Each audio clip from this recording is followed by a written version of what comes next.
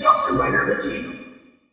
Hey YouTube, Dawson Rider here with my review of Lupinranger vs. Patranger episodes 40 and 41, I believe. I took last week off because I had a lot of videos I needed to get out and didn't have time to fit Subaru time into the schedule. I just said superhero time into the schedule, so I decided to double up this week and kind of structure it around the two-parter on Geo. Also, check out my prop for this week of having stuff from the show in there. I'm so lazy, I just have a little tiny jet. So look out, man, it's so decorated in here, guys.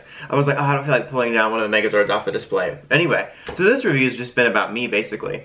So yeah, I actually enjoyed these past two episodes. The first one, which was last week's, which I skipped, was definitely a kind of a classic filler episode. The core plot was basically that the gangler made the team anxious, like just worrying about every possible outcome of every situation. So basically me. So it was primarily Lupin focused. In fact, if I remember right, the Patrangers were barely in it. But I found it to be mostly entertaining because it mainly revolved around Touma and Umika being like suspicious of Kairi, and they're following around town and constructing all these kind of narratives about what he's doing and what would happen to him while he's going around town. And it was like really timely too, because there was like one scenario which they ran over like in multiple times, was him like overeating at this restaurant and his stomach puffs out and like a woodpecker comes in and explodes it. It was all over the top and a little bit stupid, but I found it to be amusing. But it was like really funnily timely because of like Thanksgiving and like overeating, and like one of the Super Sentai GIF accounts tweeted it out on Twitter. So I don't know, I found it to be just kind of an amusing episode, and it kind of tied into just the way Kairi's been acting lately. Like ever since I feel both the combination of his little falling out with Keiichiro and that like vision quest of him sort of realizing that he likes being a thief, that's kind of, it's mainly been about the Keiichiro stuff, but I kind of attributed it to that as well. But I thought that was neat, and they also started to patch things up with Keiichiro a bit. This week's was a lot stronger of an entry. I thought it could have been stronger, mainly because I think there was some wasted potential. Like, the core premise this week was Touma and Tsukasa getting trapped in the gangler world. And, you know, obviously Touma has to hide his identity and stuff like that. And I think that, like, there was some neat moments there. Like, I liked, because it started with them just talking about how, you know, she should not be basically investigating his friends, and then they get trapped in there, and they sort of have these nice little character moments together. That's one thing I think this show does really well, is like the nice character moments.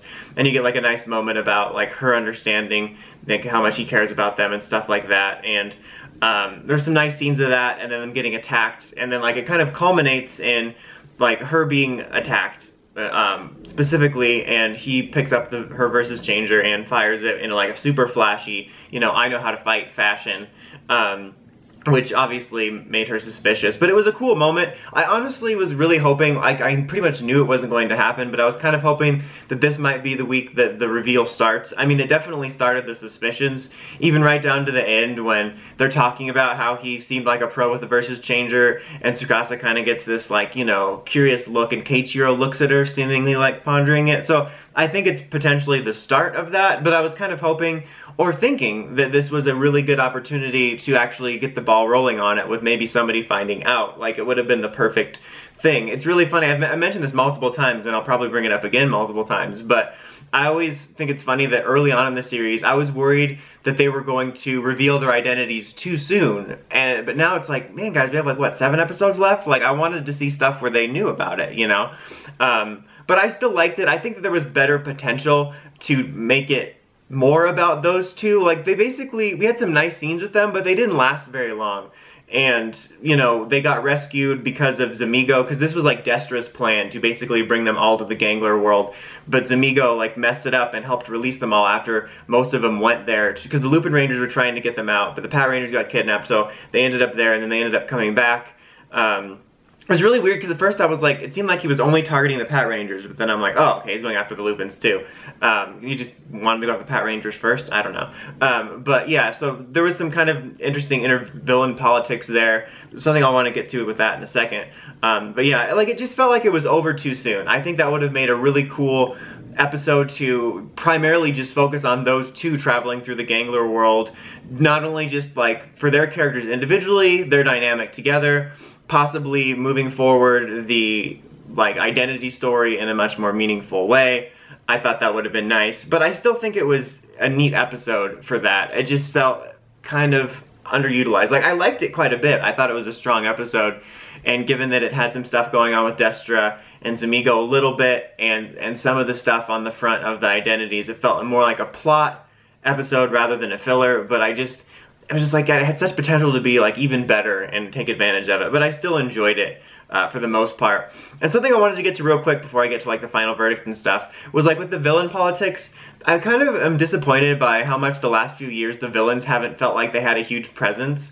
Like, I feel like in previous series, villains had a lot more stories and general presence and like inner villain politics and stuff that made you feel like they were a part of the show more, and I just feel like that hasn't been a thing with the ganglers. Like this week when we had Destra plotting and Zamigo kind of thwarting it, it like gave me a taste of like what I kind of wish we had, which was, you know, the villains feeling like they have their own story and having more of a presence in the overall narrative. And that's something I hope we get for Ryusoja, and I just wanted to bring that up because I did like that, but it feels like, you know, a little too late now.